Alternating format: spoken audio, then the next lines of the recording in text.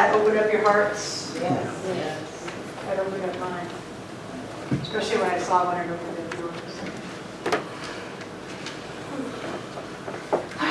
Yeah, like Michael was taking. How many of you were here Friday night when we watched the movie Heal? One very wise soul who was here in the room, and I see her here now, said something that I think goes for every single one of us. She said, I've known this stuff for over 40 years, but sometimes I don't practice it. I think every single one of us, no matter how long we've known this stuff, that's still what we need to remind ourselves. It's one thing to know it, and it's another thing to practice it. And to me, what that song is reminding us, Debbie, is to be these things, to practice these things. Not just to know them, but to live them. That's like the ultimate goal, I think, of a spiritual journey. All right, so I think that everybody has probably heard or said this particular phrase, especially if you haven't seen somebody for a while. Somebody comes up to you and says, so how's life treating you? Great. Awesome. Well, of course you would say that here, right? How's life treating you implies that there's something about life that's happening to me.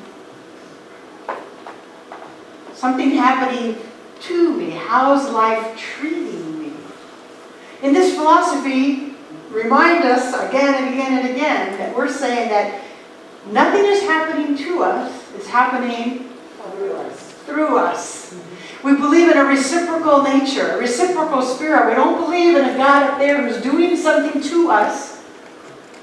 We don't believe that there's a God out there punishing us or giving the goodies to us. We believe that it's happening through us. It is reciprocal. It's so good to remember when the caca happens and we think, why is this happening to me? You know what I really wanted to say. But we are being recorded, so I have to watch my It's happening through us. Now, I'm not denying that sometimes things don't happen to us. So just as a disclaimer in your head, I'm not like denying that rape happens. And that's, in that case, you know, you're a victim, something happened to you. I'm not denying things like child abuse. Okay, I'm not denying that. So just put these things over here for a moment. I'm talking about our everyday life, really. Things aren't happening to us, they're happening through us. Ernest Holmes, our founder, says, if God, or this one source, is for us, then who could be against us? Or what could be against us? Nothing's happening to us, it's happening through us. There's nothing against us, even though sometimes it feels like something is against us. And it doesn't mean that there may not be individuals who might be against us, but we're talking about in the bigger picture. Nothing is against us. Sometimes that can be a little hard to swallow. To say that, wow, that's not happening to me, it's happening through me. Oh my gosh. Ugh. So then what am I inviting in? Well, that's what we're talking about today. Life is happening through us, through our thinking, through our feeling, through our deep-seated beliefs, through our energetic vibration. We are giant magnets, remember? We're bringing it in, we're attracting it, it's reciprocal. So the better question, rather than saying, how is life treating you? The better question is, how are you treating life? And that's what the topic is today. How are you treating life? That's what your song was about. That's what your reading was about. How are we treating life? Remember the golden rule. Do you remember the golden rule? Yes. Treat others as you want to be treated. Well, expand it to not just other people, but life in general. How are we treating life? Treat life the way we want to be treated. So, the Living the Science of Mind textbook by philosopher Ernest Holmes, our founder. I want to read you a few excerpts from this one chapter he calls, You Are a Spiritual Broadcasting Station. Did you ever stop to think that you are a spiritual and mental broadcasting station? And that messages are going out from you in all directions. Messages which have an influence on your environment and the people around you. And since everything moves in circles, the messages you broadcast will come back to you. We are all broadcasting stations, whether or not we know it. Our thoughts, feelings, and emotions, our faith, our fears, tend to make an imprint on our environment. It is fascinating to think that we are both mental broadcasting stations and receiving sets. Well, nowadays we'd have to say cell towers or something, right? Because he wrote this a long time ago. And it will be even more wonderful when we learn to broadcast only the kind of messages that we wish to have in return. It's not just the mental messages, it's the vibration messages. How many of you have ever walked into a room and a person did not say one word, but you felt their vibe? Mm-hmm. And you felt immediately whether their vibe was negative or positive. We all have said, oh, I don't want to be around that person, and I don't even know why. I just get a weird vibe. We've all said that. And they don't necessarily say a word. You get that vibe. Or, oh, I really love her. I want to go sit by Mary because she's always got good vibes. You know, we've all felt that. We've all said, oh, you walked into that room and the tension was so thick you can cut it with a knife. So we pick up on the vibrations as well. So at the broadcasting station, we're giving out, our words speak, who we are speaks so loudly that sometimes our words are not even the thing that people hear.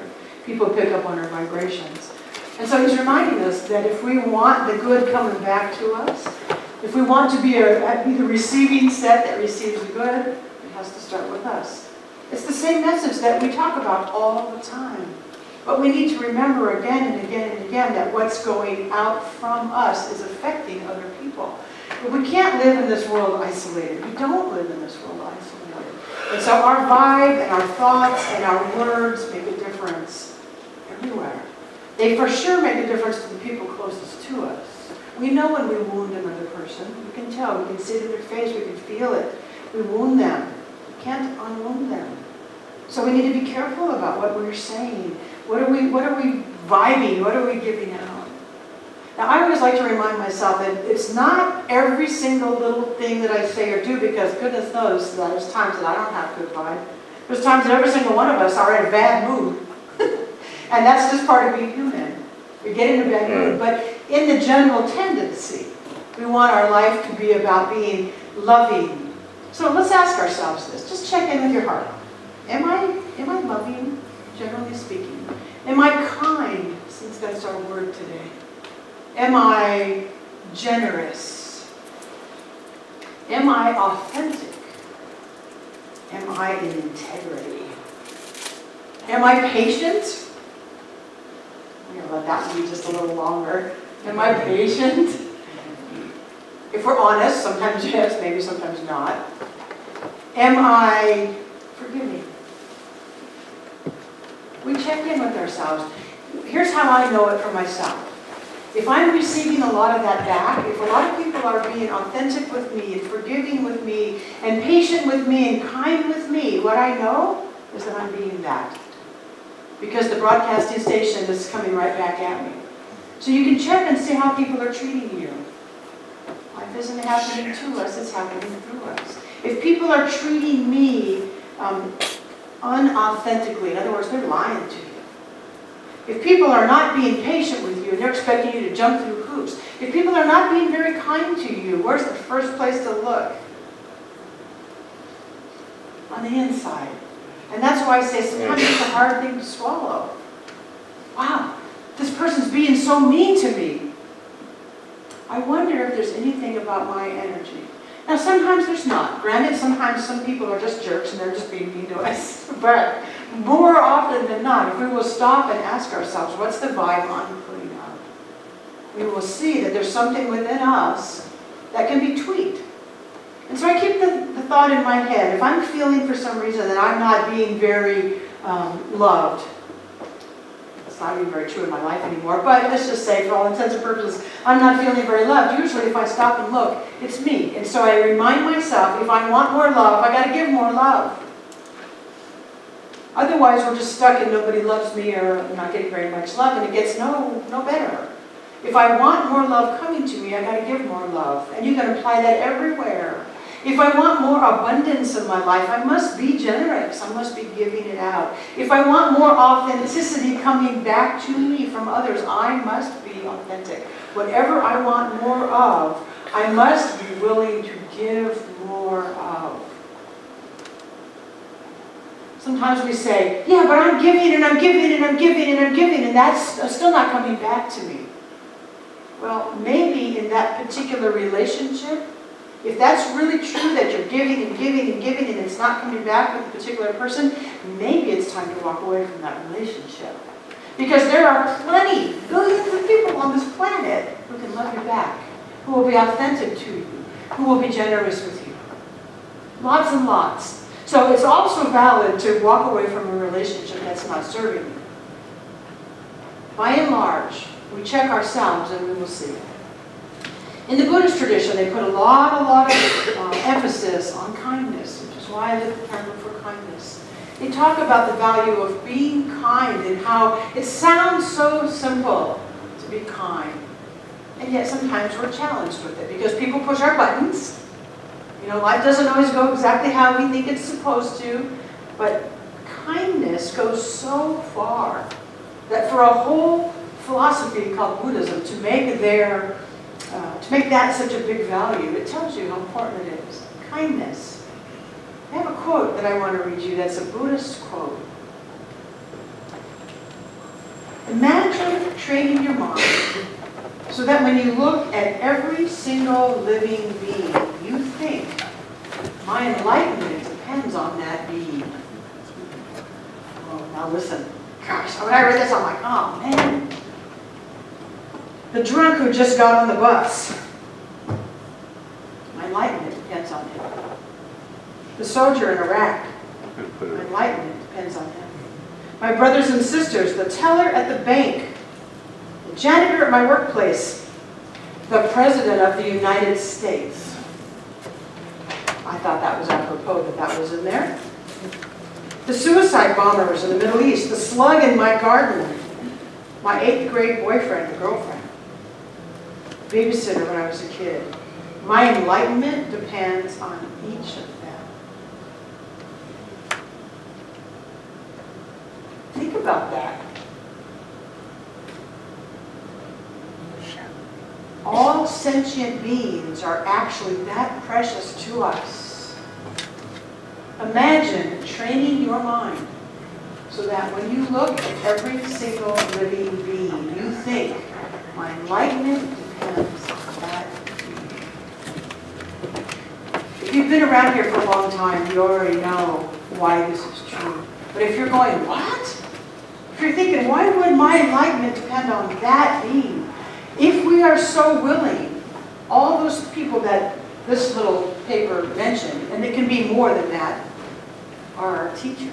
We have an invitation to increase our consciousness. We have an invitation to learn something from that situation. So if I'm on the bus and I see somebody who's sloshed and drunk get on that bus, and my immediate response is judgment, I have an invitation right there in that moment to go, wow, where do I need to wake up more?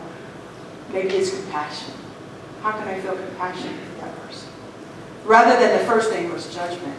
If I want to go out in my garden and kill that slug, in my case it would be mosquitoes because I don't like them. Is there something that I need to understand about mosquitoes? Maybe that's just the thing that I don't use to wake myself up, but you get the idea. The 8th grade boyfriend or girlfriend. Oh, we can all go back to the loves in our life that hurt us. The wounds that we have, right? The people that done us wrong, the people that embarrassed us. They are an invitation for us to wake up. All the resentments that we've had, everything, they are a wake-up call. Rather than sitting around judging and being angry and being, point the finger at this person, because we can all do it. We can all think of the person or the situation that hurt us so bad that we don't want to forgive and we want to blame. But ultimately, we're not going to grow. We're not going to wake up. We're not going to be treating life kindly, lovingly, if we're stuck in that mindset. So every single one of these situations is moving us toward our enlightenment. Can you think about that in your own life? Just call to mind something that is leaky in your life. And say, how could that situation help me achieve enlightenment? How can that situation teach me something? Wake me up. If your first response is pissed off, you know you've got a lot of work to do there. If your first response is judgmental, there's work to do there. That's okay. Be kind and gentle with yourself, but do the work anyway, because who's going to grow? You are. I am. We are. Every time I use something as an invitation to wake me up, I grow. Even if I am justified completely in what that SOB did to me. Because we all have those, where we're like, I'm justified, because what you did, blah, blah, blah, blah. We all have that. But so what? That SOB is off living their life probably, and you're the one suffering. So forgiveness comes into this. I'm treating life angrily if I'm holding that mindset. I'm treating life judgmentally. What I'm broadcasting is judgment and anger. And I'm also a receiving set. If we want to wake up, if we want to have life treat us good and people treat us good, we got to be the ones giving it out. Which means we got to heal the stuff. Which means we got to look at all these little things and use it as a wake-up call. Politics, religion, family, you can name anything. Because then I grow, little by little by little, I wake up. It's a very humbling reminder that the work is ours. It's an inside job. It's ours. I know sometimes I hate that. Sometimes I hate that it's mine.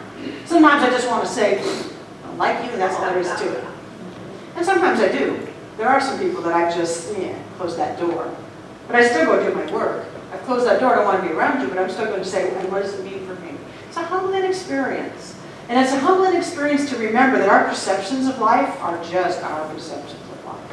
That's it. Every single one of us has our own perspective and our perception. There is no such thing as this is the way it is, because we're all looking through our own filters. When we say, oh, I know why so-and-so is acting that way, that's just our filter.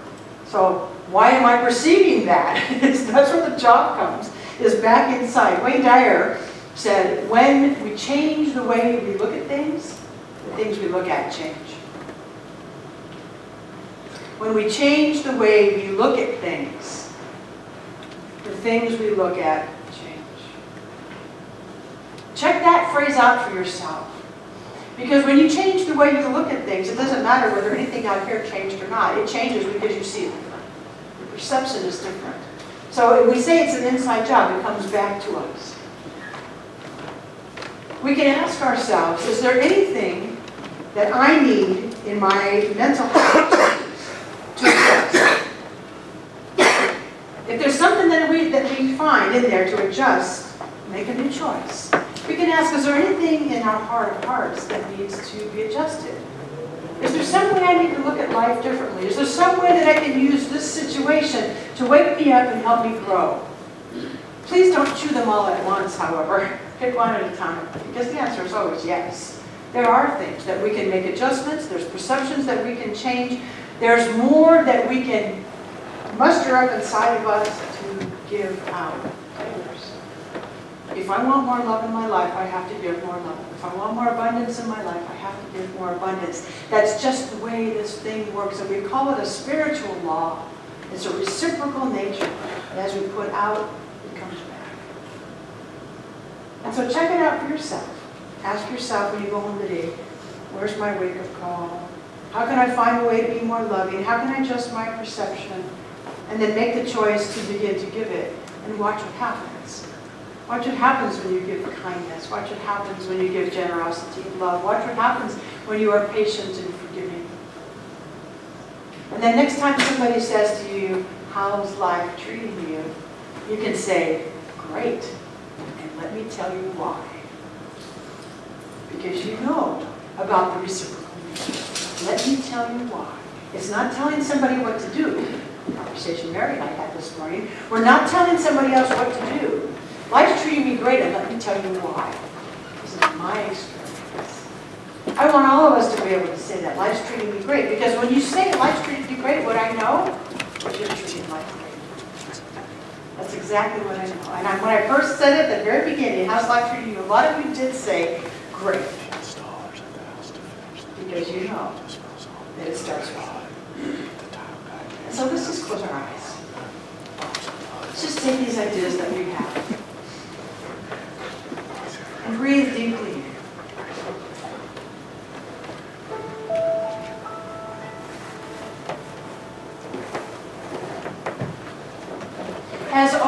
this. I begin by opening my mind and my heart to the idea that there is one universal source. You can call it God if you want to. You can call it energy if you want to. You can call it universal presence. Doesn't really matter. That one source of all life must be intelligent. I look around the planet and I see evidence of intelligence everywhere. I see intelligence in the way flowers start as a seed and sprout and bloom into beauty, and their petals fall out down into the earth and make soil for the next flower. I can see the intelligence when I look at mountaintops. All of Mother Nature really shows me the intelligence of this one source. And so I recognize that that source is also love. Not as human love, but love unconditionally giving of itself. Many people like to call that God, and some don't. We can just call it unconditional givingness. How wonderful. But it is already true. We believe that everything has already been given to us. Everything is already in potential. And so I recognize that right now, that love is already potentially mine because it's in God. I recognize that intelligence is already potentially mine because it's part of God. I recognize that kindness is my true nature. I remember who I am, created in the image and likeness of a power that is both greater than I am, but also indwelling me. Right here where I am, every breath, the breath of the one that created me. Every thought, the thoughts that I am making of the one that created me. The love in my heart is the love of the one that created me. Right here, closer than hands and feet. Moving through my body, moving through my mind, moving through my love, my heart. And what I know is true for me is true for everybody. Because there's only one thing. And so that oneness is right where each of us is. And so what I know for us, what I speak my word for us today, is that we look inside and we find inside of us deep, deep love and make a choice to share it with others. We find within ourselves kindness, and we are so generous with our kindness. We find deep within ourselves an authentic, genuine being, and we share that everywhere and every chance that we get. We find within ourselves this deep spiritual truth that allows us to be in integrity in our lives. I'm knowing that we also all have it within us to raise that vibration, to lift those things of kindness and love and patience and forgiveness, that we lift them and expand them in our lives so that they overflow naturally to others. So we treat life with these qualities. We treat life how we want to be treated. And what I know for us is that when we do this consciously, when we do this with great awareness, great attentiveness, it comes right back to us. That's the way that it works. I'm grateful to remember these truths for us. And I'm grateful to know that each one of us has all the goodness to give to life that we would like to have in return. We all have it within us. It is our natural state. I'm grateful to speak these words. I'm grateful to remember the power is right here within us. And so with gratitude, I release this prayer now. I release it to that spiritual law that knows what to do with it. And so I end by saying, I let go and I let God. And so it is. So